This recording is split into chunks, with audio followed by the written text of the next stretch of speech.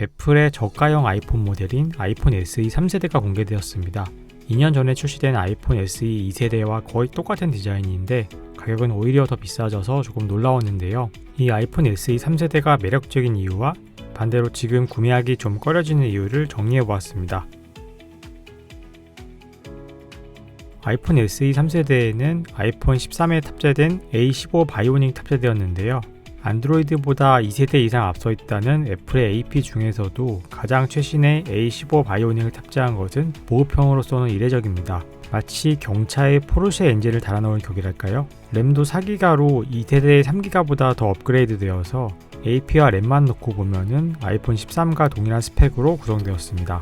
정말이지 차고 넘치는 오버스펙이라고 말할 수 있어요. AP 덕분에 카메라 사진 성능도 향상되었는데요. 뉴럴 엔진을 통해 아이폰 13과 같은 사진 스타일 기능과 스마트 HDR4 기능, 인물 사진 기능을 사용할 수 있어 퀄리티 높은 사진을 얻을 수 있게 되었고, 고성능 게이밍에 필요한 GPU 성능 역시 뛰어나기 때문에 원신과 같은 최고 사양 게임을 돌리는 것도 문제 없을 것으로 생각됩니다. 아마 게임 전용 서브폰으로도 큰 인기를 끌 것 같네요.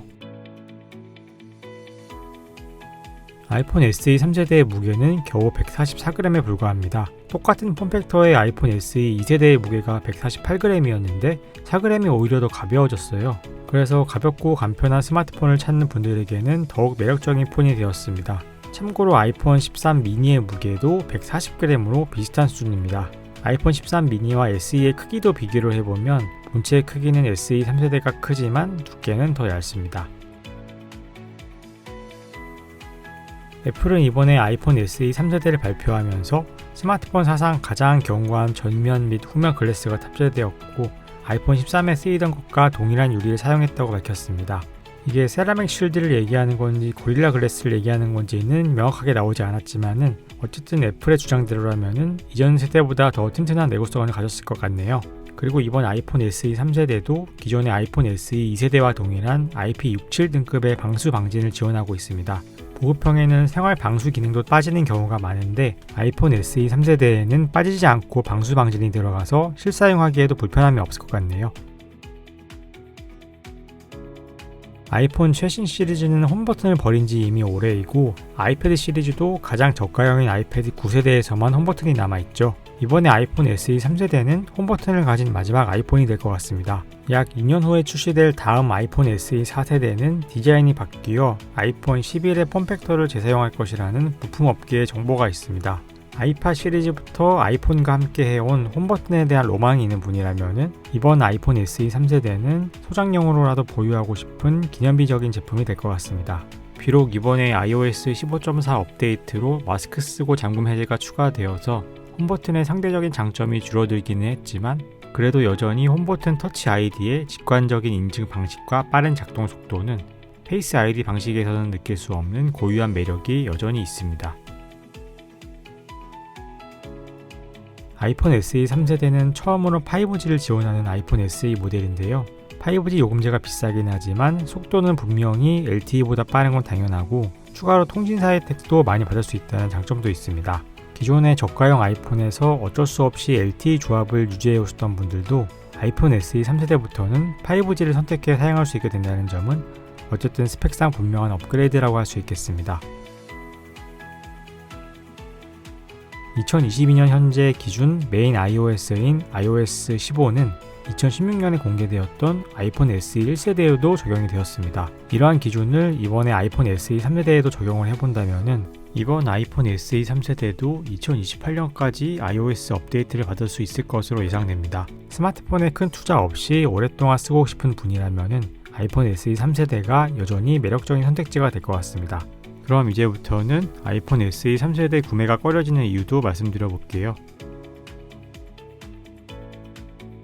먼저 아이폰 SE 3세대의 디자인은 2014년 아이폰 6에 처음 공개되었으며 아이폰 7, 8, 아이폰 SE 2세대를 거쳐서 무려 8년째 오려먹는 디자인입니다. 거의 스마트폰 역사상 역대급으로 장수하는 디자인이라고 할 수 있을 것 같아요. 물론 지금은 그럭저럭 쓸만하더라도 오랫동안 쓸 생각으로 구매하시는 분은 3년 후에는 10년 전의 폰을 쓰는 느낌이 들 수 있을 것 같습니다. 실제로도 그렇고요. 게다가 가까운 미래에는 풀스크린 스마트폰에 특화된 길쭉한 세로 화면이 새로운 스마트폰의 기준이 될 수도 있기 때문에 8년 전에 UI와 홈버튼에 맞춰서 16대 9 비율을 가진 아이폰 SE 3세대를 지금처럼 여전히 잘 사용할 수 있을지도 걱정이 되기도 합니다. 최근의 트렌드는 6인치 이상의 대형 스마트폰인데 비해서 아이폰 SE의 4.7인치 작은 디스플레이는 사용하기 좀 버겁습니다. 확실히 화면 크기에서 나오는 생산성과 정보 전달력이 있는데 아이패드를 별도로 항상 휴대하지 않으면 모를까?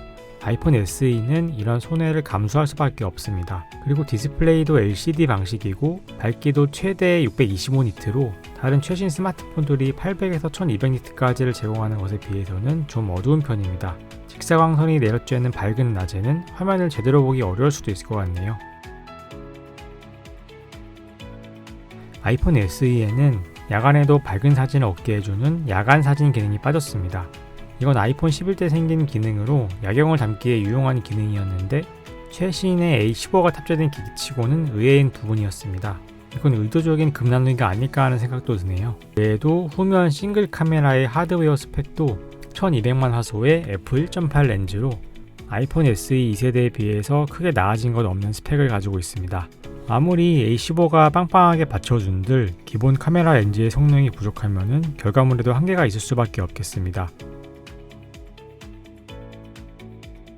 공개 전에 일부 루머에서는 아이폰 SE의 가격이 50에서 100달러 정도 더 저렴할 것이라는 얘기가 있었지만은 실제로 출시된 가격은 전작보다 30달러가 더 오른 429달러가 되었습니다.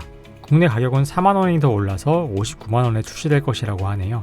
이 가격에 충전기까지 제외되었기 때문에 제품을 언박싱하면 달랑 제품과 케이블만 받아보게 됩니다. 아무리 환경을 생각했다는 취지를 좋게 보려고 해도 이렇게 얇아진 박스와 휑한 구성품을 보면은 애플이 괘씸하게 느껴지긴 합니다.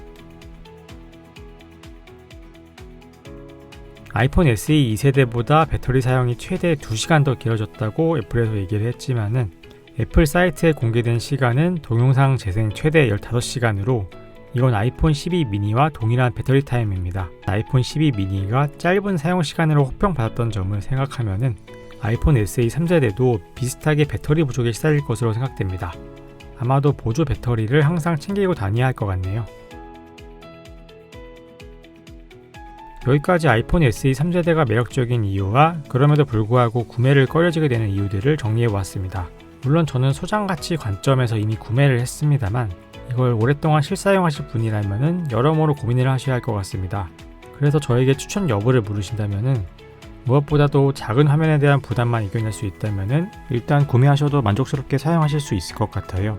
하지만 단순히 작고 귀여운 폰이 사고 싶으신 분이라면 아이폰 12 미니나 아이폰 13 미니도 중고로 저렴하게 구매할 수 있으니까 꼼꼼하게 비교해보고 선택하시라고 말씀드리고 싶네요. 그래서 정리하면은 아이폰 SE 3세대는 너무 오래된 폼팩터를 재활용하고 있지만 충분한 기본기를 갖추고 있고 강력한 애플 생태계를 완벽하게 사용할 수 있기 때문에 아이폰 입문자들이나 아이폰 매니아들에게도 인기 있는 제품이 될 것 같습니다. 그럼 여기까지 인사이트였습니다. 오늘도 시청해주신 여러분 감사드립니다.